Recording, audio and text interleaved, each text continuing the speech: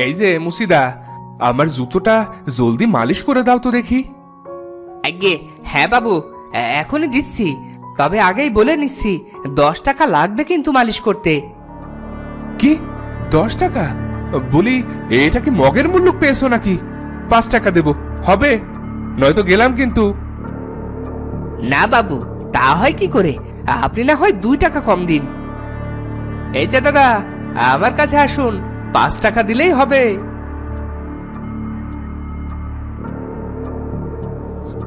এই নাও, একটু জলদি করো, আমার আবার তাড়া আছে। এটা কি করলে দাদা? আমার কাস্টমারটা কম টাকায় নিয়ে নিলে? এই কাজটা করা কি তোমার ঠিক হলো? এই যা, কোনটা ঠিক কোনটা ভুল সেটা আমাকে বোঝাতে আসিস না। আজ যা করলে না আমার সাথে, একদিন তোমার সাথেও এমনটাই হবে। মুচির কাছে যখন কোনো লোক জুতো সেলাই করতে আসতো, তখন অপর মুচি কম টাকায় নিজের কাছে ডেকে নিত।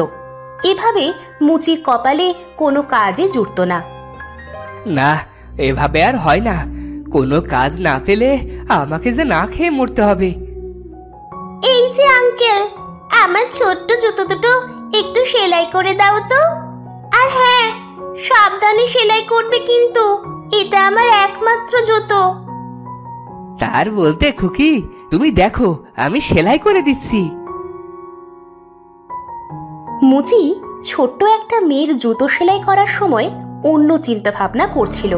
তার মনোযোগ জুতোয় না থাকার কারণে সে জুতোটা ছিঁড়ে ফেলে। কি করলে? আমার একমাত্র জুতোটা ছিঁড়ে গেল। এখন আমি কি পায়ে দিব? এই যা, কি করলাম? মেয়েটার জুতোটা যে ছিঁড়ে ফেললাম, এখন কি করি? তখন ছোট্ট মেয়েটার মা আসে। এই যে মুচি, কি জুতো সেলাই করেছো? আমার মেয়ের জুতোটাকে যে ছিঁড়ে 2 ভাগ করে দিয়েছো। আগে আমার ভুল হয়েছে, আমি খেয়াল করিনি। তোমার ভুলকে কুল বানিয়ে রেখে দাও। আমলার মেয়ের জুতো ছিঁড়েছো, এবারের ক্ষতিপূরণ দাও, নইলে কিন্তু রাজা মশাইয়ের কাছে নালিশ করব, এই বলে দিলুম। হে খোদা, এ কোন বিপদে পড়লাম রে! তাড়াতাড়ি ক্ষতিপূরণ দিয়ে দি। কি কথা কি কানে যায় না, নাকি নালিশ করতে যাব? এই নিন ক্ষতিপূরণ।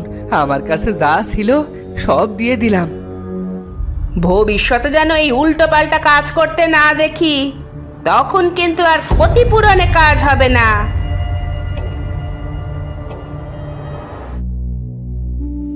মুচি তার সব কিছু গুছিয়ে হাট থেকে বাড়ি ফিরে যেতে থাকে। এই যা, এখন কি হবে? আজ যা কামাই করেছিলাম তার সবই তো জরিমানায় দিয়ে দিলাম। এখন যে খাবো সেই টাকাটাও তো নেই। মুচির কাছে খাবার কেনার টাকাটা পর্যন্ত ছিল না, আর যা কাজ করেছিল তার সবই জরিমানায় দিয়ে দেয়। হায় রে, কি কপাল আমার! এই পোড়া কপালে কতদিন ধরে একটা কাজও জোটে না। এভাবে চললে একসময় পথে ঘাটে মরে থাকবো। এভাবে কোনো কাজ না পেয়ে মুচি একেবারে নিঃস্ব ও অসহায় হয়ে পড়ে। তার মন ভেঙে যায়, সে কোনো সঠিক সিদ্ধান্ত নিতে পারছিল না। এসব বলতে বলতে মুচি নদীর ধার দিয়ে যাচ্ছিল। ওই তো একটা নদী। এই অসহায় দুঃখে ভরা জীবন রেখে আর কি লাভ? মুচি দুঃখ ভারাক্রান্ত মনে আত্মহত্যা করার কথা ভাবে, আর তাই সে আত্মহত্যা করতে নদীর কাছে আসে। এদিকটাই বেশি পানি আছে, এদিকেই ঝাঁপ দি। কিন্তু আমি তো সাঁতার জানি। হায় রে কপাল, মরতে এসেও দেখছি শান্তি নেই।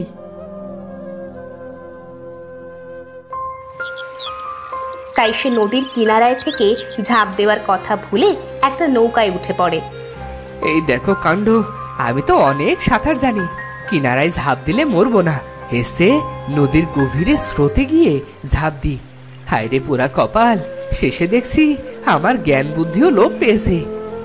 মুচি সাঁতার জানতো, তাই সে একটা নৌকা নিয়ে নদীর গভীরে যেতে থাকে।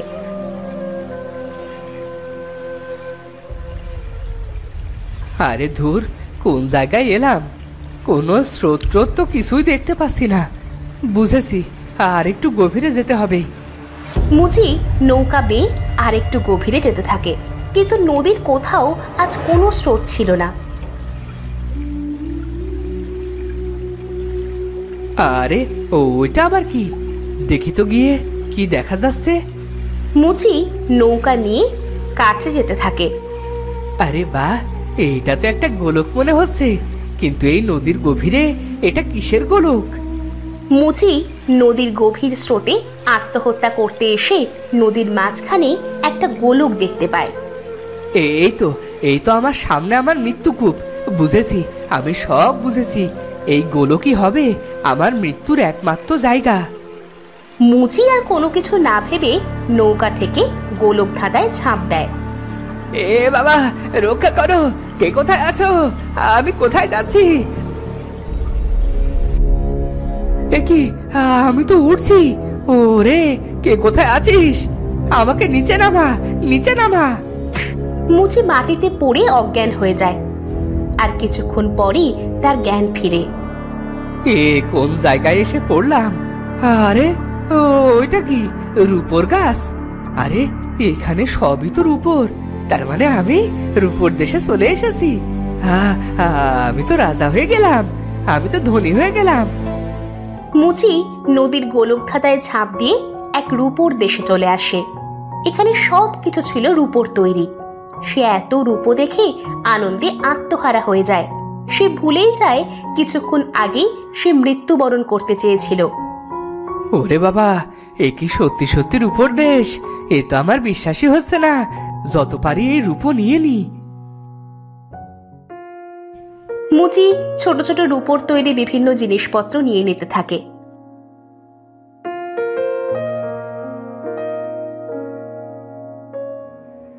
হ্যাঁ, অনেক মজার রূপোর আপেল হবে হয়তো। বাপের জন্মেও তো এত মজার আপেল খাইনি।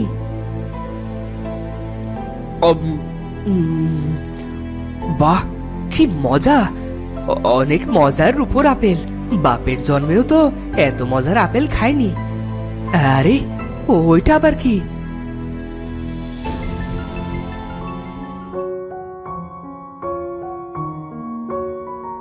সোনার নাশপাতি? রূপোর দেশে আবার সোনার নাশপাতি? মুচি রূপোর দেশে একটা সোনার নাশপাতি দেখে যেমন অবাক হয়ে যায়, তেমনি লোভে তার চোখ চকচক করতে থাকে। সোনার নাশপাতি? এ তো বিশ্বাসই করতে পারছি না।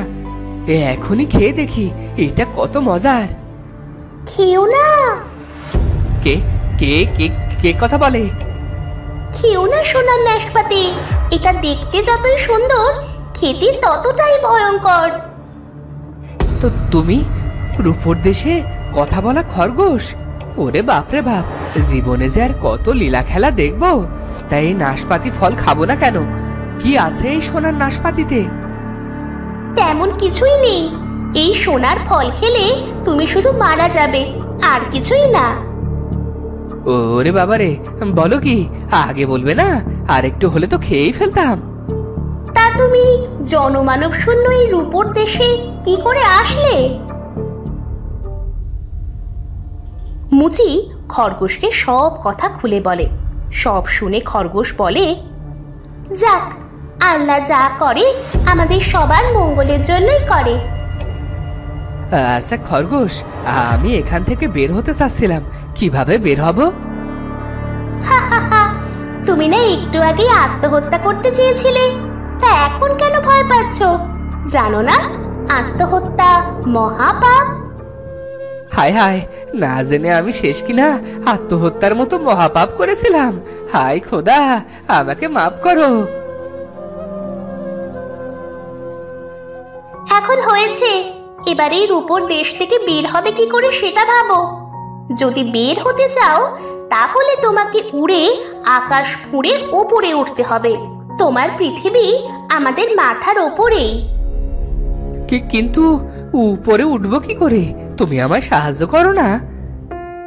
আমি তোমাকে সাহায্য করতে পারলে তো ভালোই হতো, কিন্তু একটু আগে কঙ্কাল দেখেছো, তাদেরও সাহায্য করতে পারতাম। ঠিক তখনই মুচি দেখলো একটা গাছের পাতা হাওয়ায় ভাসছে। আরে বাহ, এই গাছের পাতাগুলো কেমন যেন নড়ছে, মনে হচ্ছে গাছ থেকে পাতাটা মাটিতে পড়বে না। মুচি দুটো পাতা ছেড়ে খরগোশকে খেতে দেয়। খরগোশ পাতা খেয়ে বলে, খুবই সুস্বাদু পাতা। তুমি জানো, আমি প্রথম এই গাছের পাতা খেলাম। এই গাছের পাতা কখনোই মাটিতে পড়ে না, সব পাতা ওই আকাশে উড়ে যায়। এই তো বুদ্ধি পেয়েছি।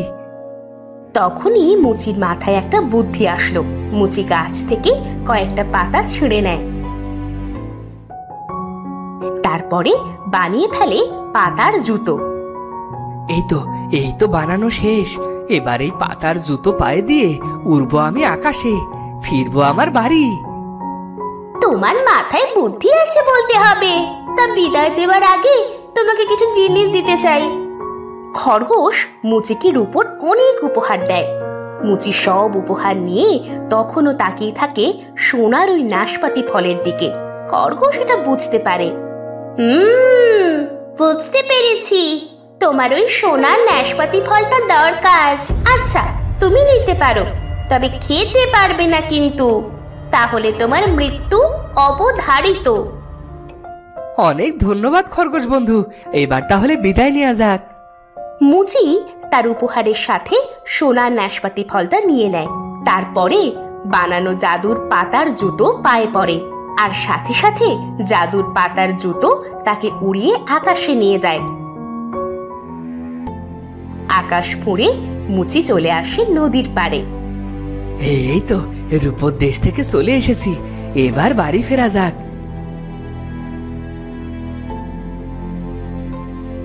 মুচি বাড়ি এসে একটা একটা করে রূপোর উপহার বিক্রি করতে থাকে, আর সেই টাকা দিয়ে মুচি অনেক ধনী হয়ে যায়।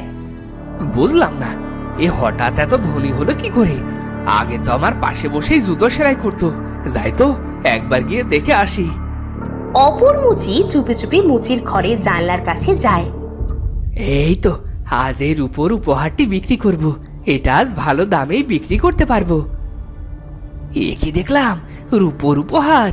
ও তাহলে এই কথা, তাই তো বলি এত ধনী হলো কি করে ও। আজ রাতে তোর 12টা বাজাবো আমি।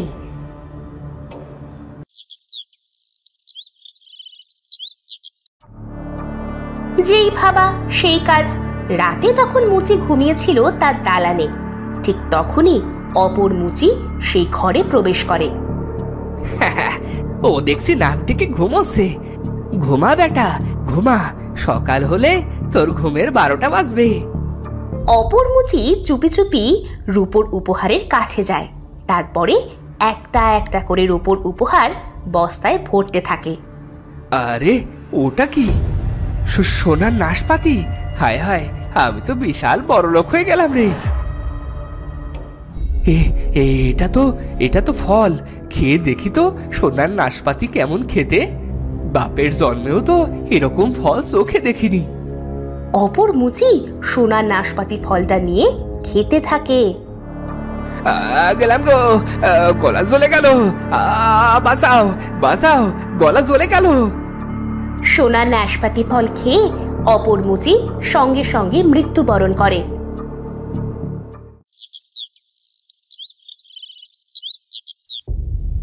পরদিন সকাল হলে মুচি দেখতে পায় অপর মুচি তার রূপোর উপহার চুরি করে বস্তায় ভরে রেখেছে, আর সোনার নাশপাতি ফল খেয়ে মরে মাটিতে পড়ে আছে। লোভে পাপ আর পাপে মৃত্যু, এই পাপ সেই পাপ না রে। পাপ তো বাপকেও ছাড়ে না রে।